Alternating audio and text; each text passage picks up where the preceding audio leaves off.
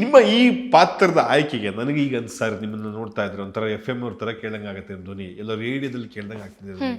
ಮತ್ತು ನಿಮ್ಮ ಧ್ವನಿಯಲ್ಲಿ ಒಂದೊಂದು ಧ್ವನಿಗೆ ಒಂದೊಂದು ವಯಸ್ಸು ಅಂತ ಇರುತ್ತೆ. ಹೌದು ವಾಯ್ಸಿಗೆ ವಯಸ್ಸಿರುತ್ತೆ ಅಂತ ನನ್ನ ಅಭಿಪ್ರಾಯ. ಹೌದು ಹೌದು ಆ ಆ ಏಜ್ ತಕ್ಕಂಗೆ ಅದು ಗೊತ್ತಾಗ್ಬಿಡುತ್ತೆ. ಹೌದು. ಬಟ್ ನಿಮ್ಮಲ್ಲೇ ಸ್ವಲ್ಪ ಮಾಡಿಫೈ ಮಾಡಿದ್ರು ಕೂಡ ನೀವು ವಯಸ್ಸಾದವ್ರ ಥರ ಕೇಳಿಸ್ಬೋದು. ಮೇ ಬಿ ನಿಮ್ಗೆ ಅದೇ ಪ್ಲಸ್ ಪಾಯಿಂಟ್ ಆಗಿರ್ಬೋದಾ? ಅದೇ ಸರ್, ಇದು ಮತ್ತೆ ಥಿಯೇಟರ್ಸ್ ಮಾಡಿದ್ದೀನಿ, ಈ ಥರ ಕ್ಯಾರೆಕ್ಟರ್ಸ್ ಎಲ್ಲ ಮಾಡಿದ್ದೀನಿ. ಸುಮಾರು ಏಜ್ ಕ್ಯಾಟಗರಿ ಪಾತ್ರಗಳು ಮಾಡಿದ್ದೀನಿ. ಬಿಕಾಸ್ ನಾನು ರಂಗಭೂಮಿ ಮೋಸ್ಟ್ಲಿ 6 ಇಯರ್ಸಿಂದ ಮಾಡ್ತಾ ಇದ್ದೀನಿ ನಾನು. ಅದು ಒಂದು ಪ್ಲಸ್ ಪಾಯಿಂಟೇ ನನಗೆ. ಆ್ಯಂಡ್ ಅಷ್ಟು ಈಸಿನೂ ಇರಲಿಲ್ಲ ಸರ್. ನನಗೆ ಇವಾಗ ಹೆಂಗೆ ಅಂದರೆ ಆ ಬೇಸಲ್ಲಿ ಮಾತಾಡಿ ಮೋಸ್ಟ್ಲಿ ಸ್ವಿಚ್ ಆಗಿಬಿಟ್ಟಿದೆ ನನ್ನ ವಾಯ್ಸು. ಆ ಇನ್ನೋಸೆಂಟ್ ವಾಯ್ಸೇ ಬರ್ತಾ ಇಲ್ಲ.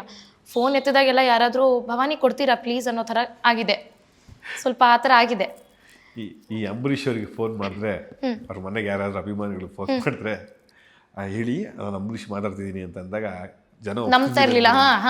ಅದೇವ್ರು ಬೈದ್ರೆ ಅಣ್ಣ ನೀವಣ್ಣ ಮಾತಾಡಿದ್ರೆ ಆಯ್ತಣ ಅಂತ ಇಡೋರಂತ ಆ ಥರದ ಪರಿಸ್ಥಿತಿ. ಮೇಡಮ್, ನಿಮಗೆ ಇಷ್ಟು ಎಪಿಸೋಡ್ನಲ್ಲಿ ತುಂಬ ಕಷ್ಟ, ತುಂಬ ಇಷ್ಟ, ಈ ಥರದ ಸಿಚುವೇಶನ್?